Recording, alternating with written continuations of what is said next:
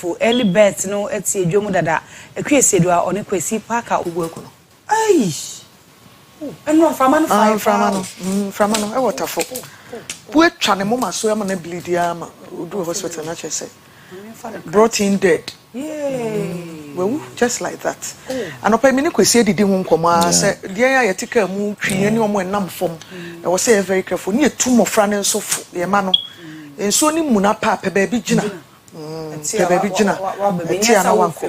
Because I don't know anything. Me say na me ofie Kwesi. Pija me bedroom curtains. It said the flag a sika so. No, because I was home myself. Pija flag. It said flag a sika so. Who pepe. That's what I make can say. Adi the fie mponi. Na bonte. Say na ni di nsemo pa na dwono na. Me tell say Mrs. Tapenyi no afimo. Me na mekwa na makochia ne maame ne papa. Afi ebusuafo a.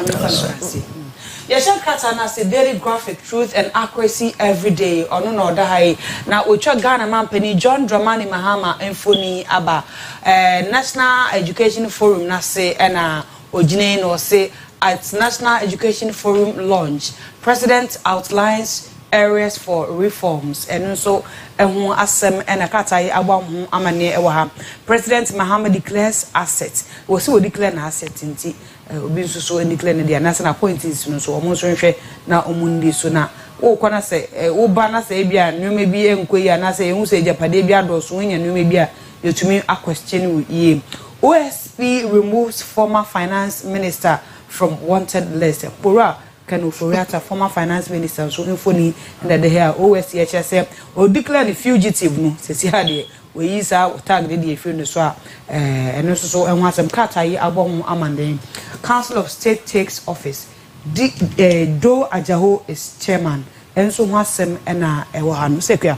I mean, just say, I'm free Council of State, OS with any quite a minkedi, or you want to see. And as some I can't I did who. Won't me fa kwan foforo bia so nka boni oni pedi de no no bi support you why boni a e wo se ye twe na so because omro Ghana man so emra so na ba bi ade na kofofa no next time no say ya nka ho asem a wo we should do why bi kra na woni fo so ne egu wani mu ase awi eno ne nti aha ya ye bi abri bi atwom ba isim se ye nsu ahwe mfrim ne okwa brocha ya ko chesi na airport ne atwe na besi na ye ya na kosi se ye mu de de kosi se intimidate no ne beto na maka council of state dey na no amete sama me glory akufu kra ye na ka ma Sophia akufu sorry Sophia Sophia mo former justice and former justice Sophia ati Sophia ya ma omo ayiko na dey na me send this me ho ne say the election ne course or region mo nkrofo say NDC ni MPP ni nekotu Sophia akufu afi wa NDC ni ana because all ban no ye nim party a wo MPP boys ni bi trolling akufu adunia so we kai ehun asem nten mekufa the distant cousin cousin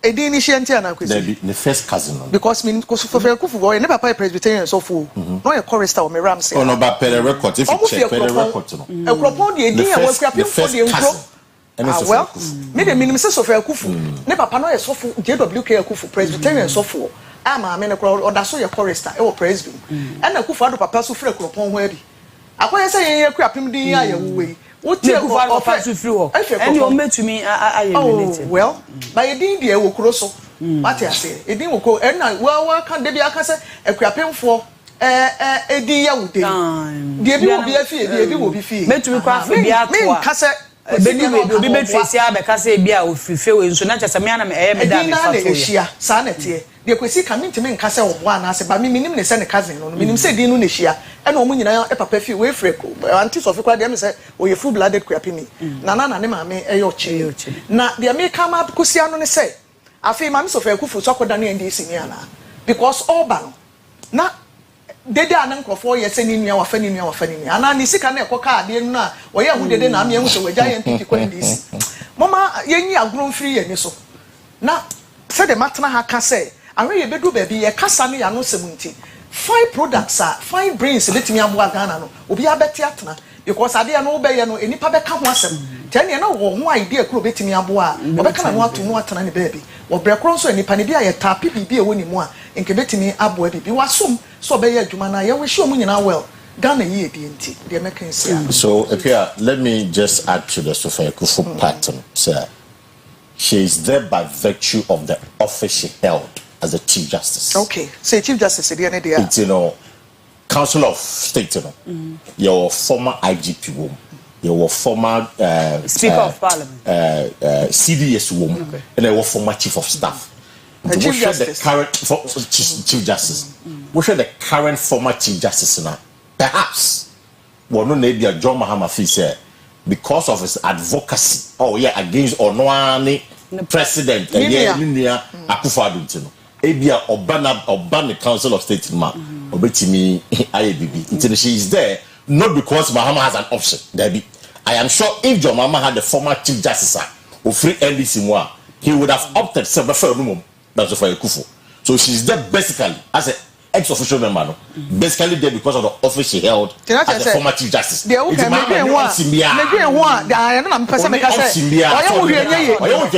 Okay. Your two former Chief Justices. Okay. One, two former Chief Ono, and Wood. Madam Wood. Madam Wood. One white pin. Your father can't be. Oh, so your former Chief Justice. Former Chief Justice, but I mean, relative, no meet any boy, any a years of a kufu. And then your boy Mark is in the so a partisan MPP man. There is no way. Such a one baby so if among the two, no, he will go for the lesser in quote, the lesser evil to work with. And until I years of a kufu. And the so the order of seniority. Because until Sophie retire and son and me exactly. And order of seniority so. But I'm not casting me say, no, everybody knows her. Say, Akua Council of State in and you have no yes, I must have. Of course, he said, if the one doesn't agree with us, fine, but I'm again. And the people should know. Say, Akua, I said about Obiano, or make sure that the voice will be heard. It's a from Akua, I then I say, or domina Yendix for there, but only there. The beer because you be an officer, any right to be other, or the catch of your mama, or far on far, one far, and you're not answer. Young education there, and there's something that's happening that is a bit of worry. And no program no shasi no education forum no. There seems to be a consensus. Say free SHS no, targeted. They can't targeted that. What it means is they say share here free SHS no. Now if I'm on. The argument you are making is that if we are saying free SHS for everybody, say helping the poor. But in effect, you are also subsidizing the education for the rich. Okay. It's I'll say almost crime biswa on the first one man targeted. Tell me many of them my enemy. Yeah, money benyadi. Oh man mobi no. We say wobi and man. Now man was there. Ne ma wo invest in mapa ho. Oh, Sam Tofono. Baby last. And baby boy no pension baby but you see, I don't know how they will end up achieving that because they need database be a threat. And no, someone can be baby son. You better wait no. You need database a threat is system. If I were here, Cocoa scholarship in the Bayern, they were given it to rich people. Farmers, no, they getting the scholarship sum. They getting the scholarship sum. They were paying school fees.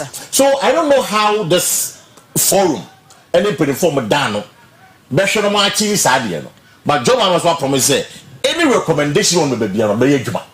So Omu Juma, not in the end. Omu recommended say free registration and targeted that. Jomama, what can't you know? Obey. They said that but it's about how we I don't know somewhere we establish the confusion about why the people to I don't know how they will end up achieving and on the problem so they say you can say yeah man buy and enjoy beer I see for now so the tax and the sika no and they call you free SHS in Tisikania or no for so person the back on normal traditional high school now oye ka say wo obi nti ne ekuaba na ehia no nti ama ne banko free na wo die tua na Kwesi akonso ye yi eno so betimi de ehia banti me ne Kwesi ya adwen say yempe kwan a ye de befa so because ye ni bibia ye de be che say we wo bia na we ni bi na ye hwe ne enye ni yi yes no so the confusion ka say pa beba yet also akoye nim the Ghanaian Times, the most authoritative newspaper ena edai Ghana man penny John Dramani Mahama no ochi uncle Benny Ochi uncle busy. Where uncle where? Oh, what's the guy's name? The uncle, Ochi uncle seminar say declare assets by March 31st. Auditor General. No, submitting in your manager. Okay, declare assets. President, declare assets by March 31 or face sanctions. President gives ultimatum to appointees. And one sem banner headliner at the Ghanaian Times enim anopei. President opens National Education Forum in Ho. Interior Minister Orua Muntaka Mubarak Nfoni enedehei no say Interior Minister commends police for high standard of professionalism and also enwasem ena katai abohu amane no ha no say cholera outbreak 719 cases confirmed, 49 deaths recorded. Wow. At this time and age. Kwesi, I'm sure say also to be or not to be. That is the question. I'll come there. But over the weekend, on Friday and Saturday, I had opportunity to meet the health minister. I told some of the areas now cholera. I hear problem with hono na. Ya ko Winiba. Okay. Narrow. Because you see, Winiba no baby omu yinam no. Ponano no. For Senshona. Kwanana ko for no se yom no ma wonche no. Oh, apano de sesa no mu yi o. Free range no. No by see but anka ye de be ko ekyire kakra. Ba we die. Wow. Free anu abebu no. It was a phone for no pay. What number Ponano I saw show states. I guess I would tell you. Yeah, it's not one there. You know the danger. You know the danger of it too as well. At the same way, baby, upon what one on marketing so. On market, window marketing no. One and so. It's who could take you more. Now, who pay free marketing. One son so consist so no more to abesi namne so exactly. And for me, those are me when so the more perfect description was Friday and Saturday. I had the opportunity to call Central Jakarta Greater Accra to talk with the health minister here and problem in Akando.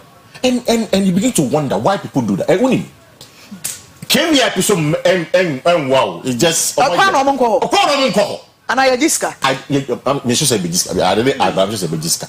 It's your best. Health Minister Kasebi said, the last resort. Yeah. So it's with prevent here. Local government form. Share. Now, make sure say assembly is not more no. Say a ponano go for big giants and money here. Now you see place of public convenience. I can't be the 9 year ponano. Don't any toilet to fee.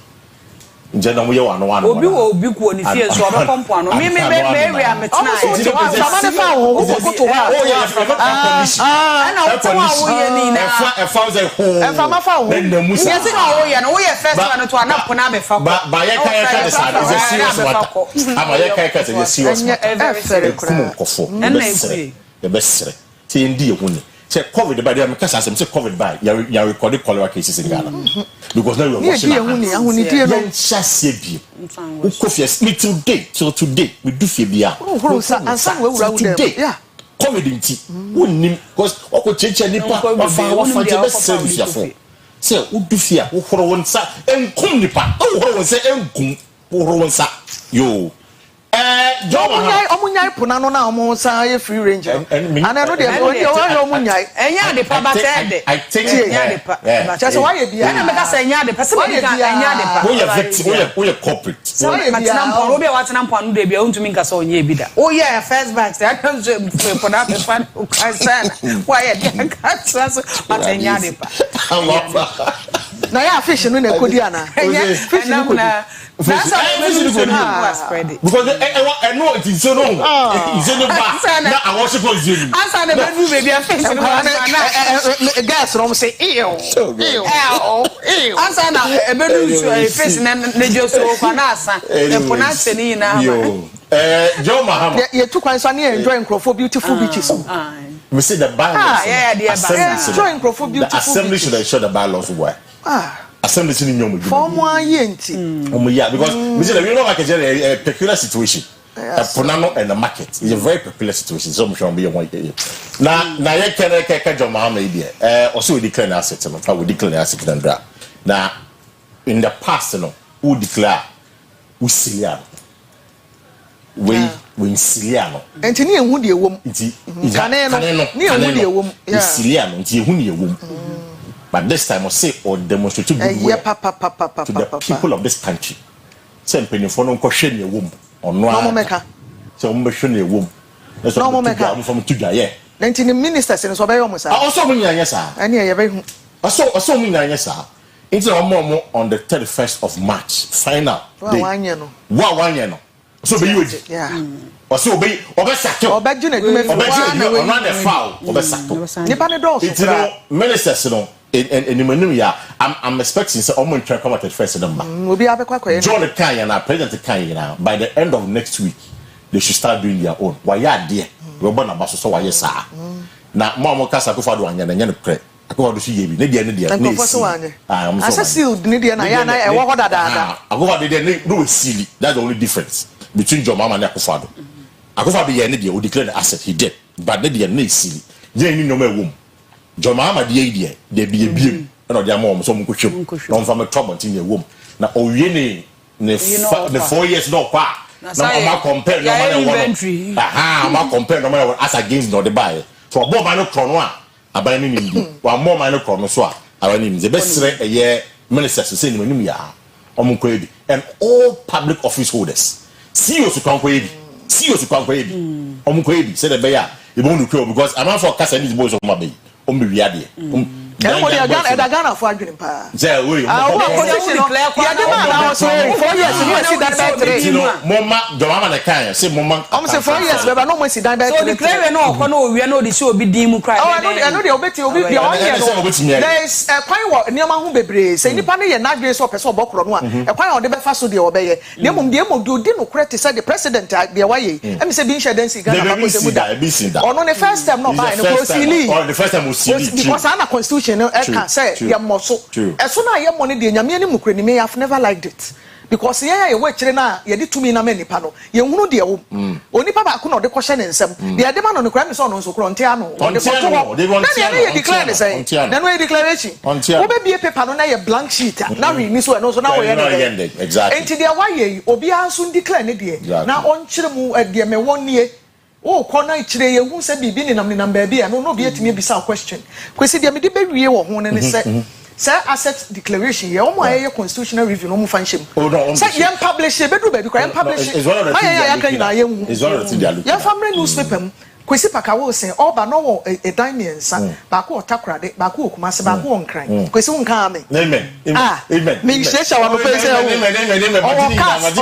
amen Kwesi wafuo wa ha o say ni nyina ye nisem bibi aloko ba bi eden ya obi be hu no wati aye nan so na ya hyehyɛ ne oma ye de akohye sumu saa se ye nkata so saa de na the declaration eden na Winneba hospital no doctor in charge wo ho we me junior by 1 year Paulette hwehwɛ me why na me hu what settle that Paulette Brown obi a ho nim Paulette wo Dr. Paulette Brown wo Winneba hospital bia wo so hwehwɛ Paulina me se me hia de pa no ye me doctor Paulette ne school Paulette ne nkata na sa na Kenya no yes your time na so Ghana to say back 20 more 20 time ne you know regulate na yes can na ye na yes ye declare the fugitive as say on your fugitive no for your time na me can say Japan okay and guys say time ne you know regulate also wanted ne kura wajai so on your wanted for the research say you hu ebi owo enti kan no ni bebi o no ni bebi o so me end of the back is say you ebi owo it is say on your wanted because we know where he is now Mami for happy birthday Emma Mrs Gifty Owusu or CEO Edema Mama Mo Beauty and Spa ewo Kumasi nti happy birthday to you Mrs Gifty Owusu Yankopon show no onto nkonem no onto nanim show say kwa wo birthday ni bia na ase me obi so we hunu ba bia shi to de for wanim da ti bia no unibi ukwade unya bia Kwesi de ono ne na fono mo yanwo mo nti omu ni birthday ya de ba no ka honka Kwesi ne na fono mo mo ni birthday na kese do Afghana to say enter so many to the number into 4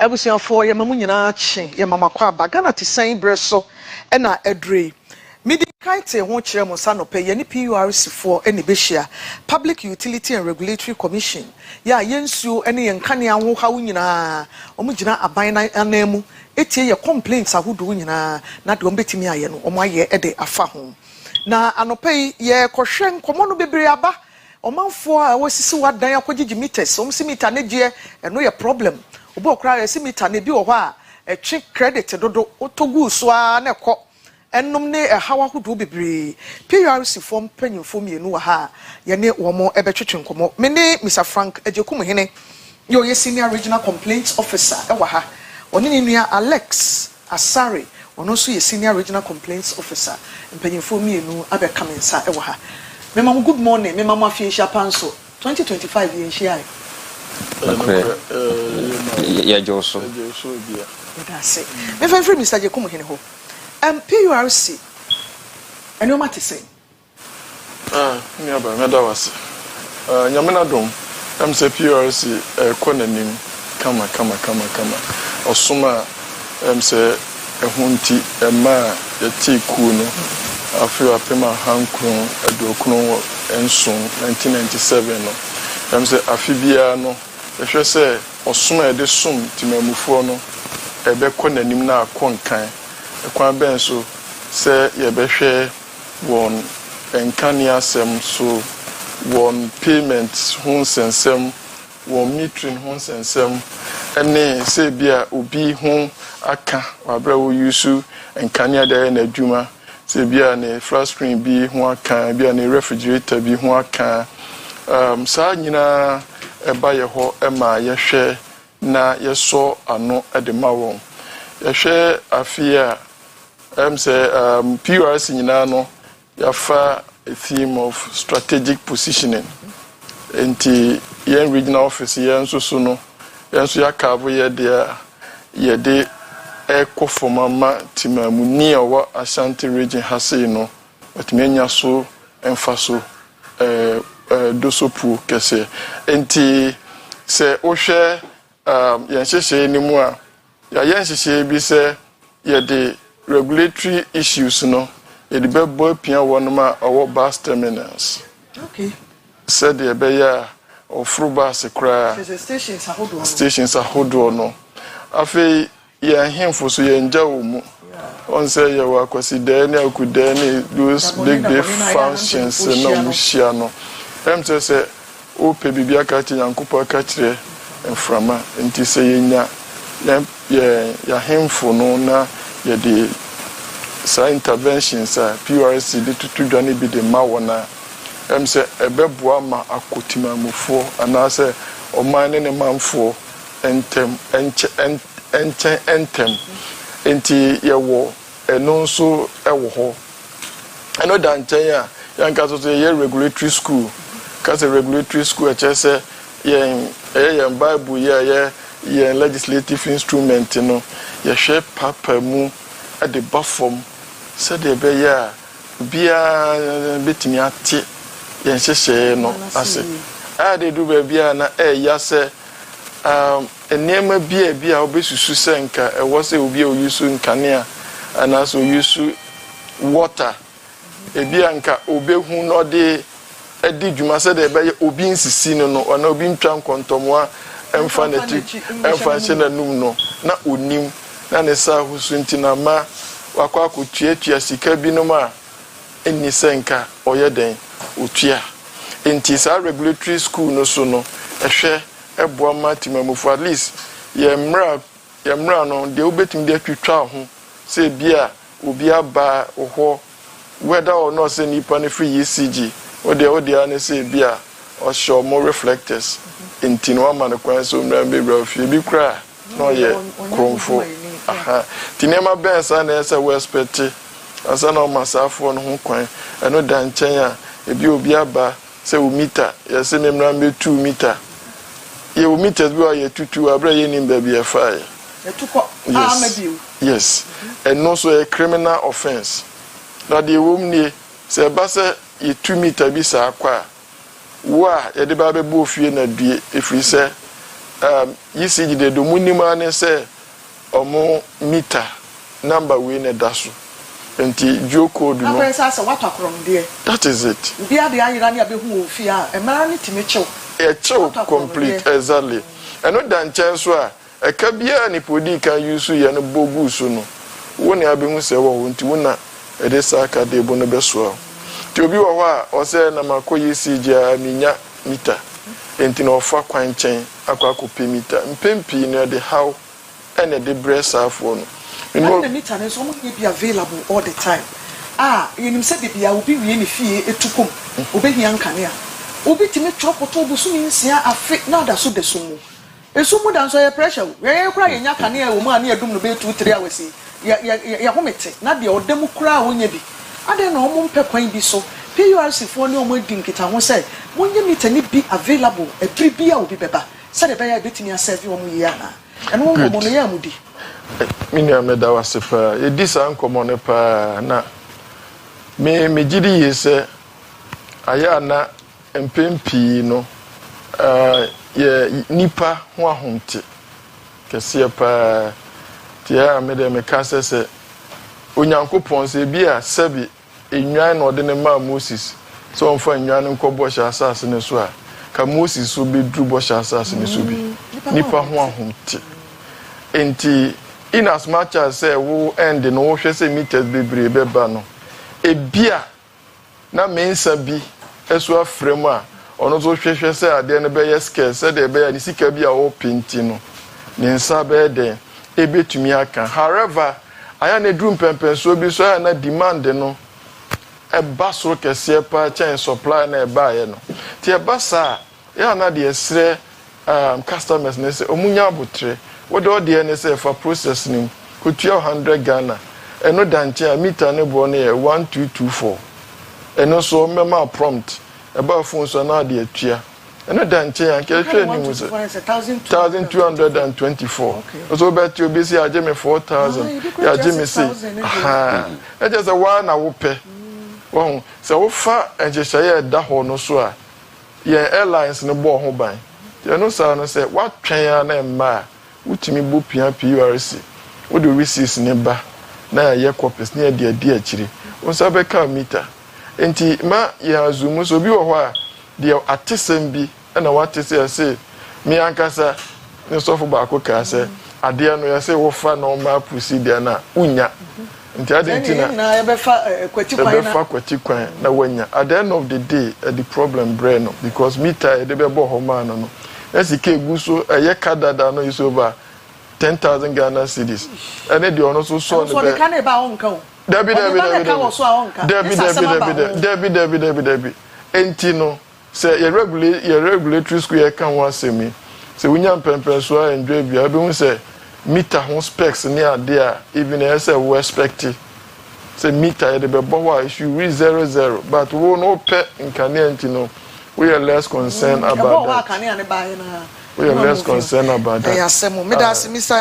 Ejekum hene. Alex ma memra wo so na afi Ashanti region minim se muji mutumi fi mo national mpanyimfo ho but in a way no enam se brono obi awo so ye sononkunti ya na eniom epeti ni wa ha no wo de toto Greater Accra na Eastern region ho a enye yi mo plan for the region anything the year 2025 mbekwa am da se ni ahwefo nyina sa be chia won bio am se mi ni apanyini edikan aka ni apanyini kasa no kan se akavu ye de no na ade batwi mu a ene se ye gina yie na yasom timemfo sompa ewom afibia no yesom timemfo sompa ba afidie no ya yen hyehyeye nseche wi se ba bia obia no obenya osono de na yenu Ejekum kasa no kan se ehemfo ene o ma kona nanom kosoma Kwesi debia no obenya o ma de no brofo kasem no ya ne PURC in the palace Kwesi debia ne bomodin se be community anase nanom na so na afi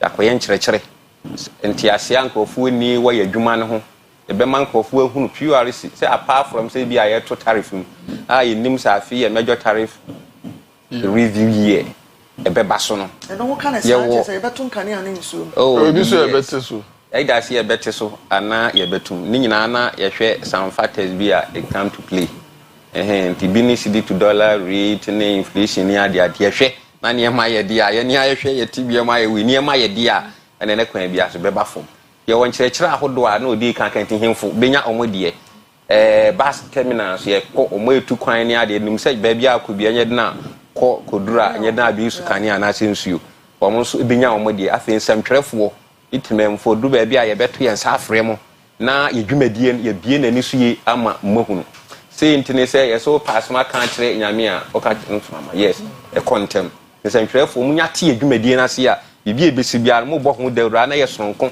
kyɛn sɛ ye bɛka ahyenti afi ne mo bɛta adi nkuta ho pa sɛ de be ya ensɛm da PURC ye wo no e bɛ konkan ti we ni de keka ho bebre na afi ya ye pɛsɛ tiefo ana sɛ memfo enya so mfa so nti enyuma e bɛ na afi de bɛ so nkonkora customers a ye no general public no ya na e kwan ye fa so memfa ensan mra wo so bi Alex yetimi assess mu yi mo hwehwɛ den ana sɛ mo konkrofo minim se mututu kwan kokoko nkro so timetra region kura kodunkwa nka Ashanti ho so ho nyina mo Ashanti ha no ho na mokoye adwuma wo ya na nyoma te sen mo ya accessible sir yes they are accessible because abefo kwan so no entitime ma etimi wie mu ntantam se onipa nsa betimi akan yen wo hwe kwan a ye fa so bofo hwehwe ye kira kwan a mpempi no through WhatsApp abai eno nti no hwa ye contact wo ba bi a enam so ma yetimi hunu bibia ekoso a efankane a ene ensuo nsem so ena afi nso se de edi adwumadie no se bi obekọ office bi no pepanyine kura hu na eyeden yen de yebupua customers na ankasa o report o complaint as a billion issue a yen hwehwemu no edikan no ye je complaint no wi a ye ba ofie be yen hwehwemu a esefata nti ano na kyerɛ sɛ ni time bia e benkrofo no ase na ye o mampon fat e bedu be 9 something sentimampon sɛ ensuo ma uhwe training college ho ne university hospital ho a in fact yeti ya na ti koduru obe 5 something if free school mo ho ye call Ghana watanso ko hia ye free ho call ba bi o mo pumping nsuo we kyerɛ ayonkofa kɛse ene sɛ de yetima ye de ato Ashanti region edwumadi e be ye nso ne sɛ ye gina ye ni asonkofo sompan ye fa so eye no ti sɛ nkrofo hwehwɛ ne de for kura sɛ dem di kan ya abe for kwan so ana sɛ ye ne odi empunumpu ne nyina for ye chiri kwan enye ira kwan kura Mr. Ejekum commission no kwan be so na problems ne nkrofo de ba mo hwɛ address ma wo Okay. Mutu nipa ba omo na so ana mo kire omo de omo ankoye. Ana so say mo so mo confer with omo amuye adwuma mo mu ayi electricity for the Ghana water. Okay. The private so na mo fa so address the problems. Okay. Yeah, the better was I'm say there. We share complaints about your why. Complain bia ne ho akade. Mpempi no se ebia efa emfa ne se misika mitua ho metua sika bi ebia unreflectia na ese di akira yen yehwe se yebema utility service no ayi se ECG or Ghana water se nipa no se bia da we ni ade me no ka se na ensa kura ni receipt copy of the receipt e di adanse se otua ni se bia nipa ho adwuma enti eba ne sa utumi esan ko nipa na council ekoko credit no ebi enfa ne say eye billing ebi an bills ma for so many years mostly billing issues ne ba ye ono de ye emra kuni no e kan sempi fa ho if you say eye sikatua ena nim say sikatua so say the utwe o ya especially what usually we after so many long for a very long time na fi na ye de bill no bro banso pudu ade ma wo sanetie entini na ehu behia se nipa no ni pepa ne se busumi bia no sa na emra ne cheze busumi bia ma nipa ni sanka bill se bia de file electronically and as o man no I mean the hard copy ese nipa ni sanka bill and sanka bill na ono so was within 14 days no e was ono so etua se one tua utimi tua na sa month na nkasa no be foforo beba na en reflect say watua nti wo pese wo de reflect ya won saka within 14 days no say wutua bill no ete koba say obi no so ema eno so sa no obopia yen na yen ye beba wo ye beba behwe reading say go meter so vis-a-vis de kan kra na de kan frɛ ECG na say Ghana water say osimesi the omud be hu osimesi ne ye na account number ai gumita ne so na ye quote account number na ma no na afi ye ne omo ya no baba ya sa de ntine bia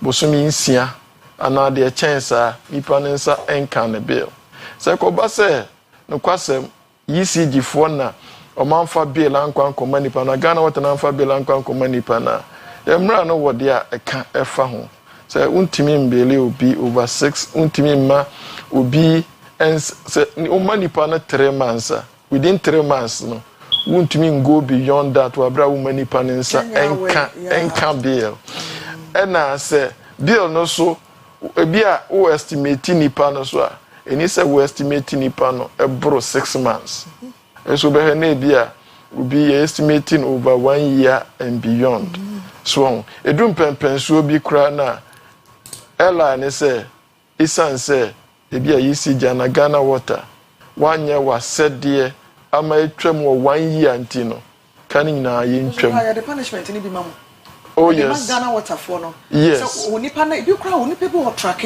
yes oba be bisa yes almost say mai yes oba be almost what you can am won naso mu ebanesa nipa na okokosi ne so aka che say mai no so do ano keke na eka de ho be kire daachi ese wodi gum nkrata so wodi nkrata no de call officer na wa hye omon stamp so as received na wo nya copy said the be ya wodi beto commission animu a sabi nya bo srem cancel bia o wa dance di dance say ukoho na ukoye no ya hwa koto sa na dance di ene so o ntia basa dia ena no de na je say wasam na de esen na airline no 2413 no eka so say wo beli obi na say estimated that and you say 6 months this is 6 months I was say utumi and she share wo ho no I was say didi utility service company no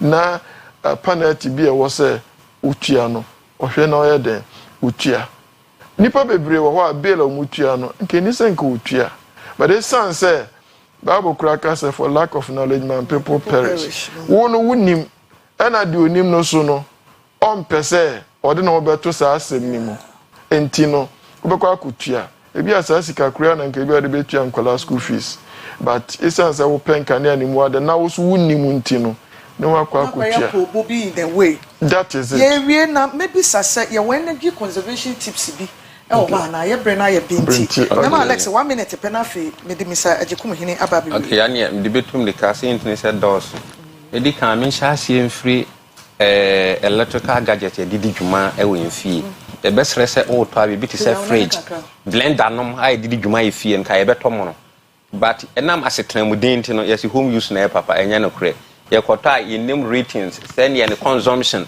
within seconds e be twen hwe we num nyina na be wi ase na obo ECG for small bio say o hwe blender didi dwuma blender nti amama abibra ya akwadro se obetwi muku ewo apoto UM ye nka se menyuzi but ye wo adie bi wo ho a wo yanka betumetwi e betumabo like wo ya abenkwan yinum se efre bibi 233 information wo ya abenkwan ya unhia meko bibiri wo yisu meko e bi a 3 JN3 into si be 33 information we hia so be yisu blender na enam se abenkwan yo bi be ba fa di enim di hia meko kesi 33 information wo de gu apoto yo betumetwi na so pe ni temtiro na dia akogu blender na grrr the more now open time na yen grrr no example cry waka banku na wutwi makodi adi na bi blend wo blend oh I don't dey do be complain say me be wo soro ya nhwe sa niam we nyina in fact na you amudi adi sa pepe penete na ye the blender oh nti anhwe sa pepe penete na bio wo ye stew enka ne na nka wutwie na wo betwi makonku gu nchen je na ko garlic enam se blender na o yusu ntin kani nyina ebom baako na yem ne preko ye sa niam we ya ebema e bills a yetua na ye de aba form bio ye pentie dem a me ba he me ni age we ko obi den ekotum ti awia kra urahra ho a kire wo so kanea o ye ne sa na bema on kanea asem no akosoro ba o penti wo color bi e bright say ya uraho awia unhia light nti ye nhwe sa niam a we nwina ya de a ye bi be kosoro obi fridge nso bon se be dan pa o mo na heat no nti o de fridge so a yetufu se makwan na achiri be ya bibisi akra bitumi afa akọ ba be na etare e ba sa mo na heat na can between dan no ne ye no obi o be koso obi so fridge e di be 30 years ona na ewu no de ma ma me wu so no de abe man obi ko obi fie na ebo da so e bitumi buy office wasi min hu dia mi so be ko no to be frank obi hwe ye kwa hwe sa na me na ne fridge na ebo da so what you see say over age broni ne ye ba ye no enyiman e manie ma na akofo misuo sa na osusu e ba sa ni aka hu se fridge na nyina borosoro do to twene pe bosia na tofoforo e be ma obi na ye dai aba fom ye nsuansua sa ne ma we ni de keka ho nyina obi nso no da bia obeto na taade enti yenye bok ayonin e bia na otwene nyina e hu se me sha taade o ya na ka etima to ni nyina e ya ade a itime boa pa nti nsuansua sa ne ma we nso a e be ma e bill sem aba fom who say ensuo so de ensuo no bia pipe na leak na esogun kakra o man o papa ade na fa so hwe unko adwuma mla wo be hu ensuo a na waso ti sa ne ma we nyina ye ma ye ni ko ho a ya ade a de yetua no e be ba fom enti e dos be brasem ti am de besia e me nua bi kum so Mr. Yakum ya wie so bi hwehwe mo kira pan no problem o ni nsuo ana ne kane ho a Kumase any Ashanti region ya PURC forward me nua me da was am say ya wo first floor Jubilee House Cocoa Board Edum yeah numbers so baby will be no you can reach us on 0540 126202 0540 126202 esa ya WhatsApp line any time bia we be hu se bia pool bia bu baby na pipe bia pipe baby and as lines be ECG4 lines be a pepeja our community empo say bia yanuma yaniji football hu wo hwe football na edum nkania nya nkania ni nyina na aya eduma e show wo mu control room obi ho agesa wo frɛ enti say bia one free ECG na so free PURC so a ye hwe eye ehwe ma ECG4 san ma wonsa eka won nkania no enu nti say timamfo peye na your office no you be from Monday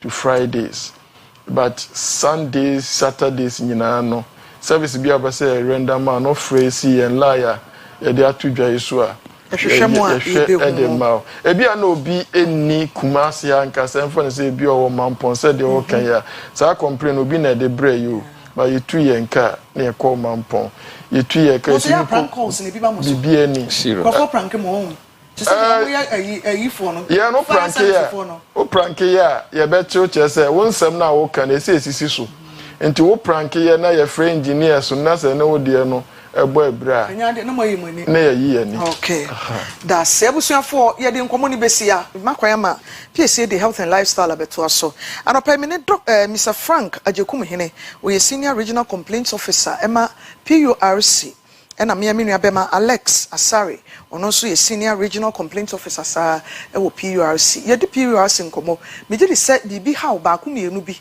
ewo kane ana wunsuo ho numbers na ode tu dwa no ye free half free na omumra na omumehwe emfa emaw me din de Akua Asiedua me sorry ama PSA lady the health and lifestyle abeto so me the happy birthday kokonfa noche pharmacy department akoma Kate Finwa Opon and we 50 years Kate happy 50th to you why we fi ase floor fit and fit floor no we fi ase climbing ne nyame nhira na the next 50 years no enye nhira emfa Kate Finwa Opon Confanoche Pharmacy Department happy birthday to you me da munyina ase me sorry so Christ asumdwe enka munyina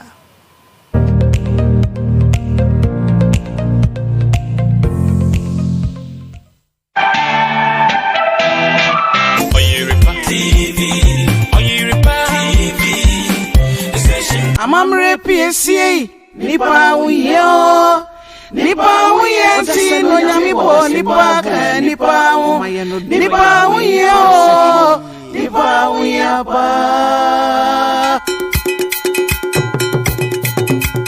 ye peja ya mamro mani na bentum pede ehurisie ya na nano no na sebra no yo say Amamra free titio amamra yentutu nase e kire baabi a ye free ne baabi a ye kro amamra PSA ye dwumadi ade brawo e wo TV so yes woni madronwum to anasa woni mkete densio mu ana fonton from gro woni manyansam penism abduman kumansam kan ene enabra amamra PSA dwumadi so bebo tonton sansan mu tonsan ma mansan wo se onni mu yo amamra PSA reality show Yedika beto so hey do bedi kai wo mu no benya ka hey amu bayede ni atende ahodo bi akofuma na kansifo no benya kwan akọ local tour akọhwa manie adwenie ne ne ekeka ho enti bejo fo e wo Oyerepa FM ne TV from desk announcer free was 0591 707983 and 0549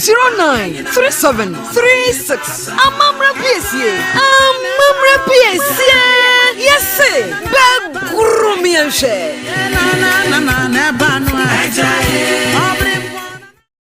Oyerepa TV Oyerepa TV the station that makes me feel so happy hey Oyerepa TV Oyerepa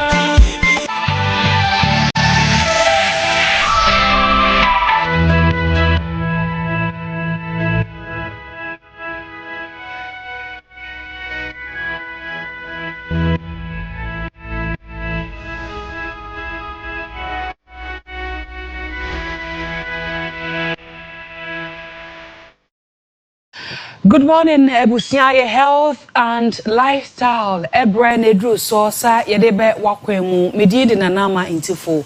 And Opeye Nkomo very interesting. Yebedi akokono nkomo. Minimsa meka akokono no wuti fie obi hweme a ni agye pa sansa ye ne de. Meka ebi nso ayese ebi ayo monim saw bi sa netie. Wondi bi da ebeye o style. Odi bi da nso dra ye boso a hu se chief meat pa na ye boso no nti anope akokono nkomo na ye ba bedi na ye be claim misconceptions I wo hu ye bi no feel say ye mo bi kra no kwan say ye de be ye chance one say ye de be ye kitchen e bi nso feel say nutrients bebre wo ma etumi edi a eboa ye nipadua no nkomo ana anope ya gibra ye ba bedi ni ora Rexford appear or head of production Legendary Foods Limited on na ni ba bedi nkoma no pe odi akokono no bi aba studio na me so bi mu Rex good morning na mpacho ho ye de na me adom na wo so e da nkopon ase mo say ebi na esi ho ebi na esi ho no Fabi to me say me fati shuka ho esro enyo he enti ebusi akwakokuno lilie oko akwakokuno lilie anope ono nkomo na je chichire enti we no mo kwachichi we fom obi fom anase mansa na mashada etwa ma aba mo de dabi on say the enim ni say akokono de wa bem na emi say ye start ye no na e wa bem na metimi aka say ye first start na ye start say ye akokono de ko free abem and ye start say ye ho research say na be boa ye on say ohwe Ghana memu ha most of the foods are in a seasonal etu ko hwebo say ye betwen ama isu ato ansa na yetimi anya aduane bi a wasi edi but ye hwe na say okay we have something in agriculture no controlled environmental farming. Enti eno ne method that you use here say na be ye dia akokoro no beba fie ne hu kwa betimi are no say na be ya at every point in time no bia person ohia bi to a ana obia person ohia bi di na aduane a wanya bi dia ye enti metimi aka say ye no ya ademu wo Ken University ana ya available anytime a person ohia bi ade be ye aduane na wo sha se wo ye hu adwuma first wo the first time we money bu abo yi so now yes wo so now how is the feeling like I'm sure say enye easy especially o ma ya mo krasi na mo nim no wonyini na ye se we ko hu akokono kra na ho ye o me ye wo me krasi so me hu ye je se me so no kra okay ma me put in say krasi ya na abewo ho on say we no benya age se etwa abe na to ho na afedi ye wanya akokono no but we na ne nim kanene de o first time ne de ampa eto da obebo hu kakra especially o movement any de o musi go ade ni mu move ne de ebebo ma ho aye star bi but o get used to their diet bi ade akokono be bia no obetimi I enjoy yes ye sha akokono ede na yenya wo ye we a eden na yenya wo ni pedua mu a etumi boaye okay, intino so we akokuna make say it's more like a traditional meat. Intino is very high in protein. Akokuna that way. Udia protein there is assured say is very high. Apart from protein, and it contains higher nutrients of zinc and iron. In the way iron is see a boy you and with along with zinc. And our face we na that on our fat.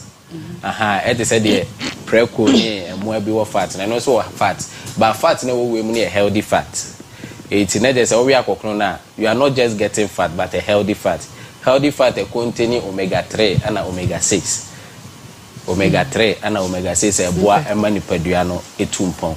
It makes me say in terms of nutritional benefit there akokono a whole lot. The mechanical is the major one, but we have other minor ones like vitamin B2, B6, B12 and potassium so unya wa akokono nim. Yenche the production no. Nenim say abemu na tete first na abemu na ewo obi ko efom a baby ebu ato ha na wakohwehwe mu konya akokono sesi amamu de abefia moye no the production no ete say mo so mo atwitwa abato ho na mo fe free ana say mo de different method bi aba mo de tumi ye nya akokono no. Okay, as I start me see we use a method called controlled environment agriculture.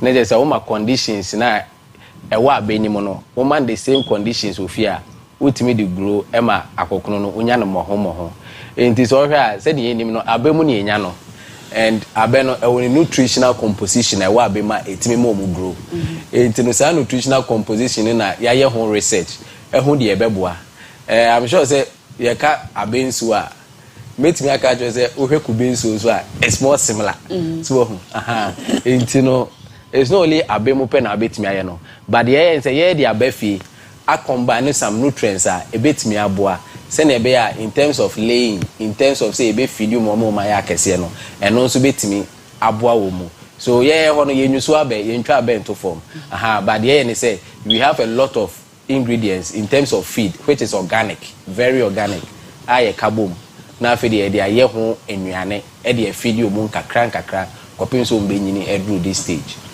Beginning mo ya de na munya abo na nka sempo na mama na eduane ma na. Okay, you start here the kofa be free abem. Okay. Yes, I know the first start in the kofa be free abem.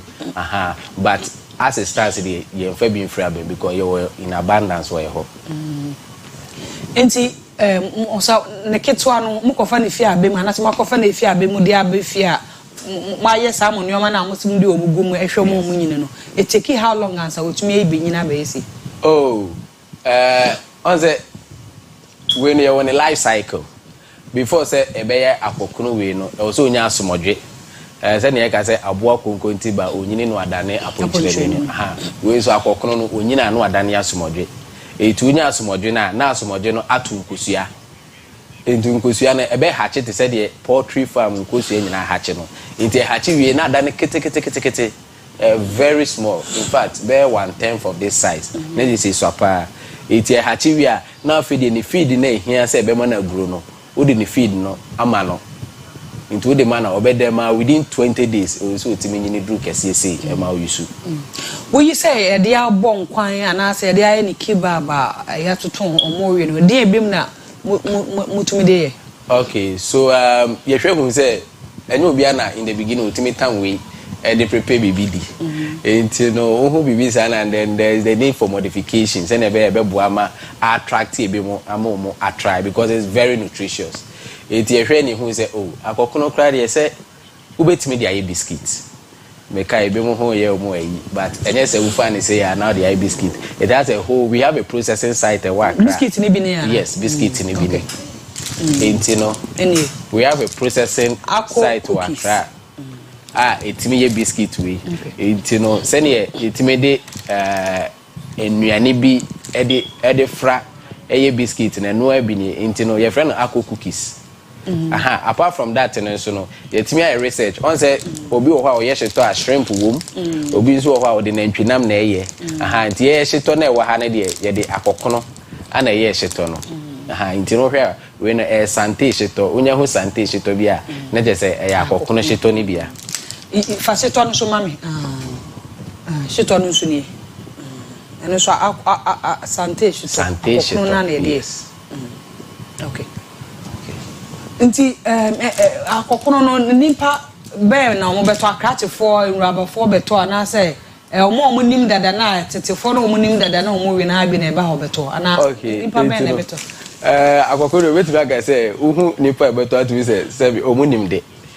Omanyine akwa level bi a omunim dada intino and we say they need no introduction, but we have other youth like us almost they are very curious and also no ba no try for the first time yes no so abedane a regular consumer of akokono to make me like I say most of the time no and you mo munim dada no any ebimu so we are very curious obu onzo a ware ni product we that intina fe the times always will try ni kebab and I say they yache and na de abon kwan se na be a obehu se eno so no ni taste no et say it make us say all manner of people no etimi a try akokono ni bi biscuit in there yeah pass on man ro abo na ntoni but maybe say so o ma ro abo na ntoni go won ya dia yes man ro abo na mo ndo ntoni o ma no na asa but o he ingredients na we hu say akokono ka yes wo kan a hu say akokono ka me kan mumu ye chen say me hu say abo na da mo na enti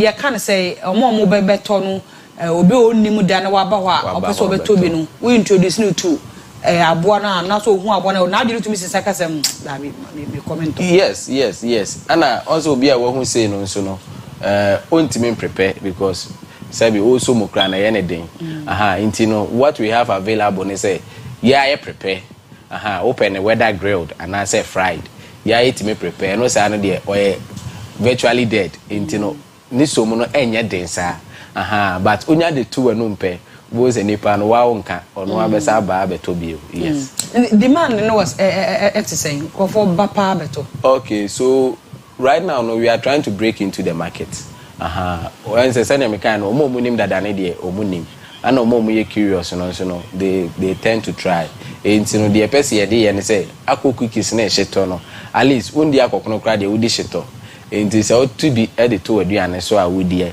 na wo try a ebeboa enti demand ne de metimi aka say at this stage in the we are penetrating the market yes.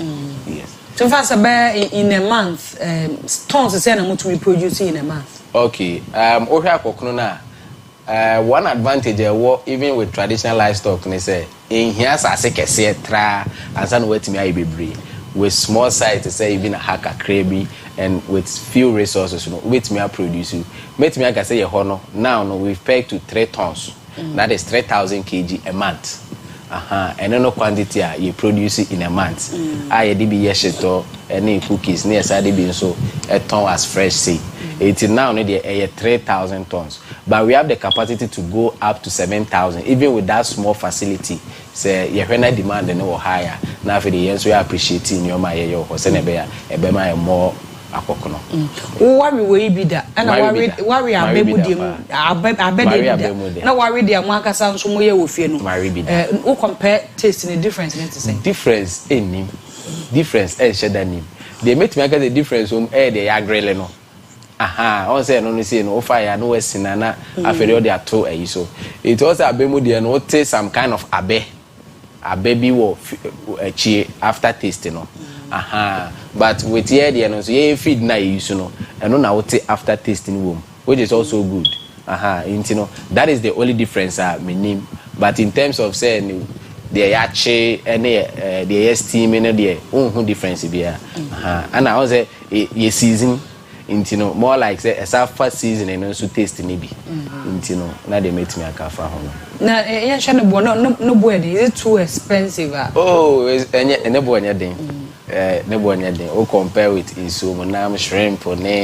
even with meat na yinim dada no beef or ne boy we know what we do is any no pound or nantwi nam no we know say any kilo 1 kilo yes into ya 1 kilo be 45 cedis kilo betumi edu boy yes we yes kilo me fan say kilo ye e man sir so when you betumi arumbe 4 days crowd yes e won kwa dia they are born kind but the way we see happen in Tibia within a day we finish yes I see and obi person call into kokono farming na and so expensive na obehia aboa no nketo be sen na wotumi dey produce on say ni nyina ejina how quick our person movie anyhow available or resources but me I can say even still we feel say in Drew here we are still in the research phase because target is a sustainable meat sustainable no plan is say be do a pointer even the more nourished ebenya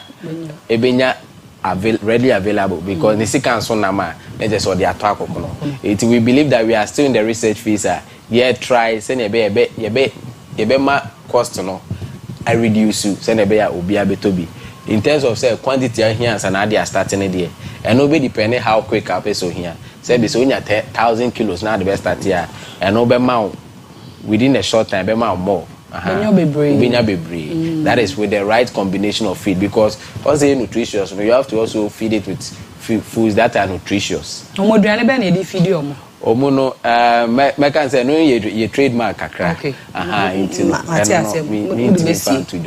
but they make me I can say organic and very nutritious yes I see and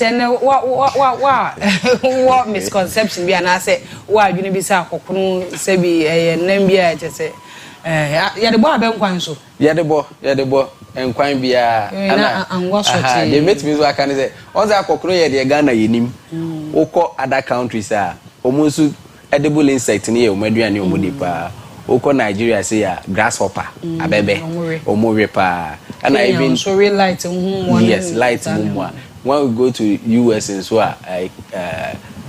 we have a company there Aspire Food Group or so a cricket how many protein bar near the amount for top so tentem ana dabi tentem enya likely say wako fe bi say wako to bi say opesa wonya na with this medium say na de ma wo say na be o mo de beko with this medium it can stay as long as 48 hours na oversize just say air channel no almost weight na shrink because we know it's not nutritious enough for be more feed but within the first 48 hours there you are guaranteed say e be more this weight ama there but obi also o freeze one what on say na wa ho na we freeze the fridge and it can it can be frozen as long as possible. Send a time be out so here be no.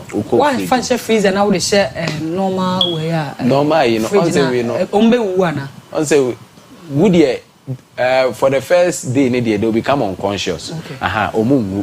But they'll be unconscious. But so it will be advisable to say when you should anymore yadia. Let's just say freeze one. Sometimes we walk around our turn no steamy as ho. We steamy see what the nation fridge. Time be out here be now. The director say or pepper. See them to open a bank coin. Open the idea of the idea of bank coin. Henry Nanada. Open a bank coin pants. Them say oh kwa you jack crowd. The man and wife and I am out of bank coin. Feedback a free horse. Pepper. Be kind now. Yes, I could say in jack crazy one and I am from one a bank coin. Nana, I hear Nanada. You better one more deep. Rexford Appear, head of production, Legendary Foods Limited, and I no pay any D a cocoon, perception and I say, I do not care what we stream Sacocono, Crano, Mobia, just who want to marry Renard, or so we are a shutter and I send the biscuits in Aquaria, and no Bema. What to me, to board any board step, and I said, to board step to me, and the area of Colony Kibab and the Bob and quite the ball like to be a BBA, and the wound to me fisher, and want to bet to me Aquacoto. Aquacolony be now. I'm for happy birthday, Emma Samuel Quao, Sammy Quao, or your morning show producer, our Time FM, Kumase Haya, Sammy Quao, morning show producer, Time FM, Kumase Sammy, and there will birthday, Yankupon show, not on him show, no more quite happy birthday to you. Sasha Miaka Sami, Miami Bra, my cousin, Emmanuel Odum Sebo, so one crying. Ima was so belated happy birthday to you. You my Yankupon show. Now, a Busian any mass is Yawabadan, Wabaye. Yebusu apenu ya me ma osa ahode na obetumi e de ahwe so me yebone ya na wetumi atiame nti belated happy birthday to you Ima nkupo nshow na ontine nim show ye gina so na ye de si Kwesi Parker Wilson ayakrado o the OBT agenda e na ebeto so madawase amoma no hwa ha bro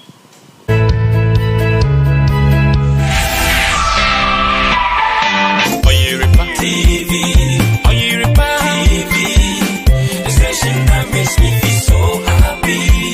Hey, Oyerepa TV, Oyerepa TV, and Oyerepa TV, Oyerepa TV, the station that makes me feel so happy. Hey, Oyerepa TV, Oyerepa TV, and Oyerepa TV, Oyerepa TV,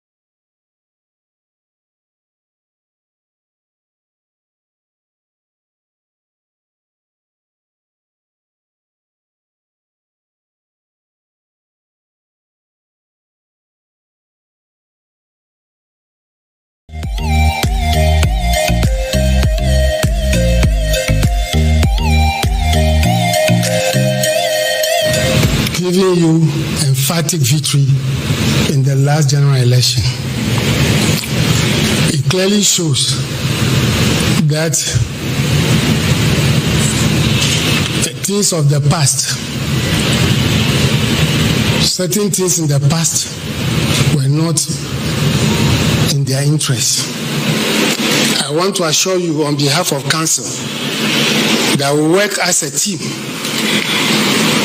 We will support you in the governance structure, in the discharge of our constitutional and statutory responsibilities. It is true, many have questioned the relevance of the Council of State, as you rightly pointed out. Some have even called for its abolition, but I want to assure you that this council will be a council of a difference.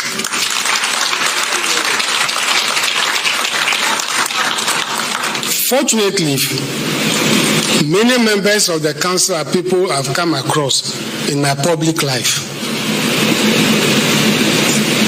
Distinguished men and women in their own right.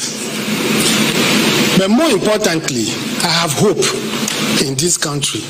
And this hope is consistent with your vision of empowering all manner of people, irrespective of their background. And Mr. President, I wish to report that we have 3 young men on this council who are in their 30s. The youngest being 32 years. So even as people are calling for its abolition, the youth seems to have some confidence in their council.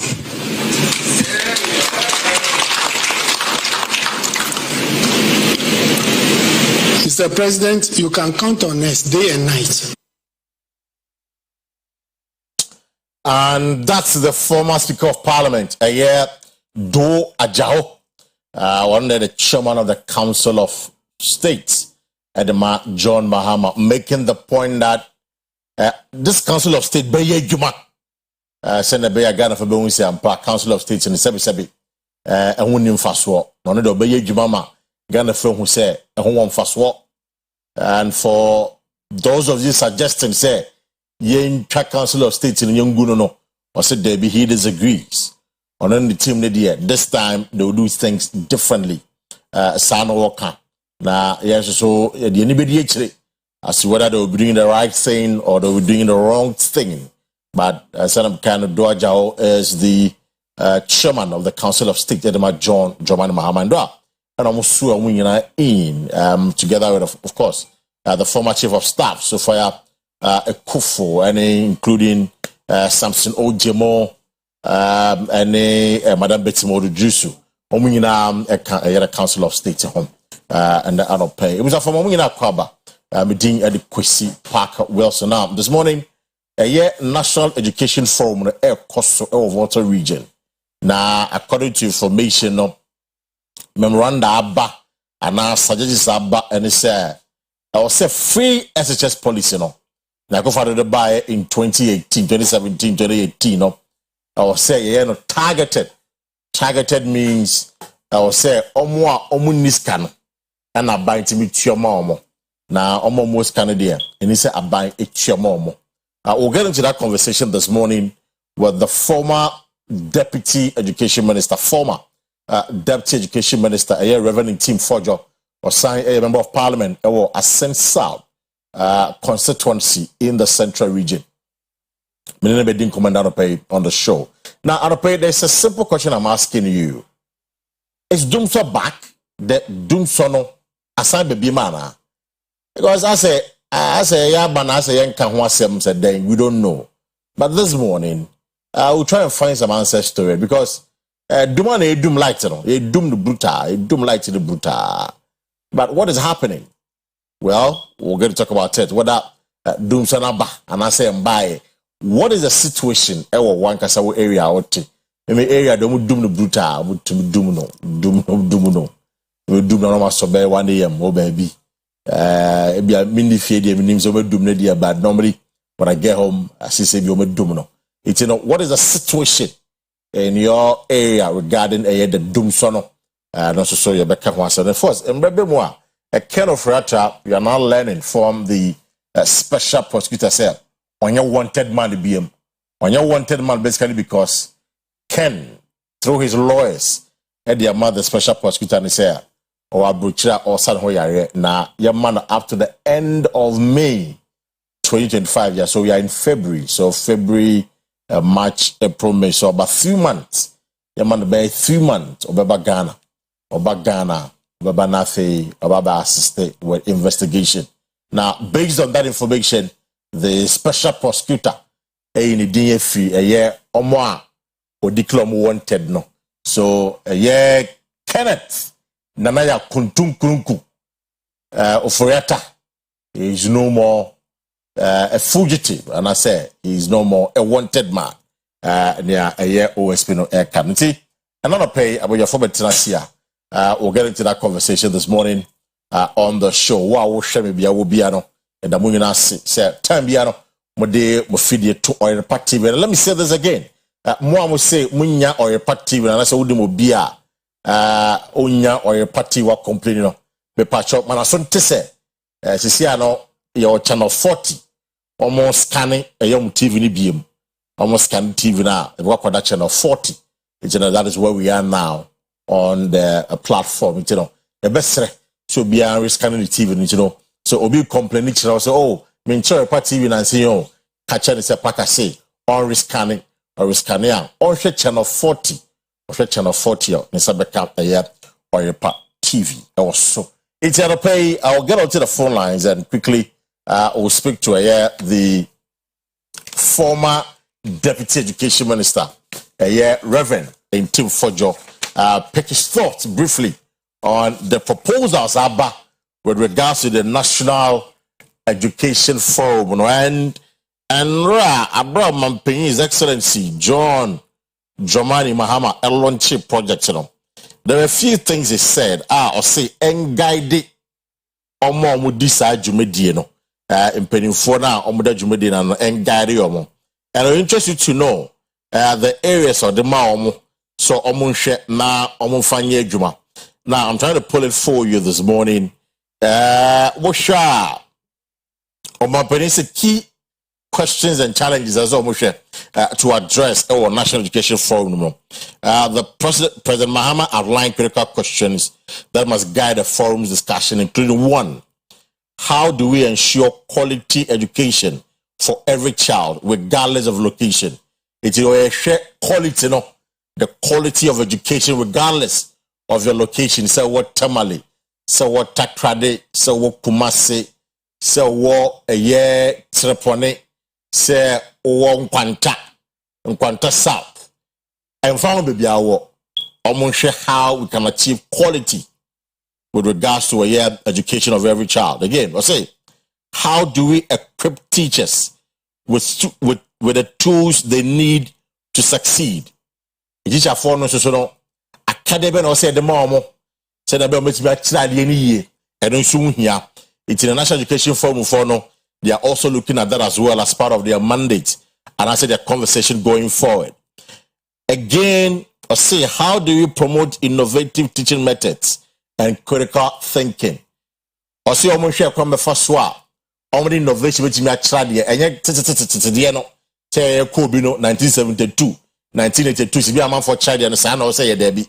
I see him fa a year innovative ways and there, abefu fide bay.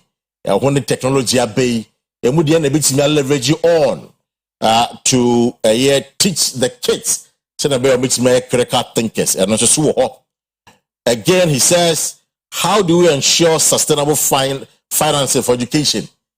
Free such as any education sector in the United States. Jomama says, I can't what is someone share education was no. Almost share come first one. The bit when you see Cabeda Hodebia, the education. It's in a sustainable financing. Where are we getting the money from? Infinite can be free about.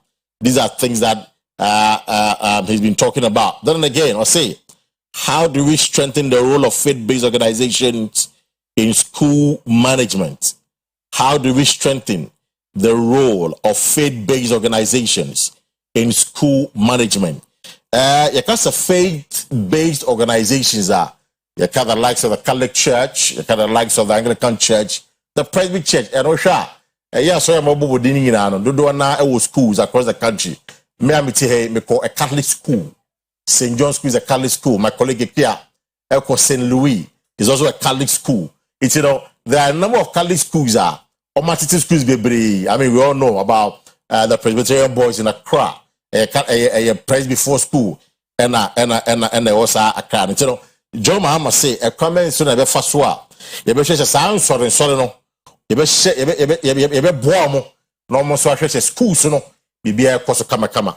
Ewo ho. These are the key areas that John Mahama de Mamo as far as the education forum is concerned. But one of the things I heard dwell on this morning, the proposal, the suggestion, say free SHS policy no. In fact, not targeted. Now I am happy to announce to you, sir. Mensaka Reverend in Tim Fojok, or a member of parliament, or Asin South constituency, and also the former deputy minister for education, or Manaso Enanope. Reverend Akwaba. Great.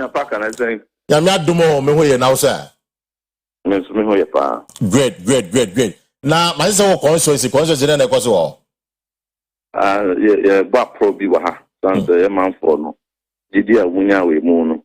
Se breni bribi a chebe wo mne da o mase. Tie no ho to abon you to no more echo. Reverend, meaning say you have said your position on this National Education Forum, say. Sebi, a waste of resources a win here. Na enra e penifono edi omo same tugano. Omo mayatia say there were a lot of proposals that are suggesting that a year free SHS policy na NPP are buying the buy, you know. Or say you know targeted in the sense that omo nibi. And I say a buying chomu school fees more. Na esika for there be a so much musika. A so much school fees. For you as a former deputy education minister, you can say you're targeting now. A beboa, emboa, adentina emboa. Yo, Paka, Medasipa, Medintias from Crony Motifun, and so you're project actually. Right. May know right from the word go, our one answer said, for more Babay National Education for a while. And I'm a cattle. I disagree. The timing is being wrong. It's just going to be a complete waste of time and a complete waste of resources. Mr. Kato it is just going to be an avenue, President Mahama, and behind professors. Now, if you take mutilative SHS, now on one case promises the crown or promises or they have some education, you know. What fine at teacher U10, Akato, Miana, the cancer, me bank, a free SHS crown, Metwaso. And some stakeholder funds are free, the targeted. Me and the cancer, me the private school for private account. And so I said, the stakeholder funds are targeted. Me and the cancer, double track a me baby chum.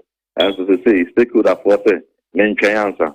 Me and the cancer, me bar, I call my body up, me the ma, the school for now, NPP for the 30%, not headmasters, not 70 idiot.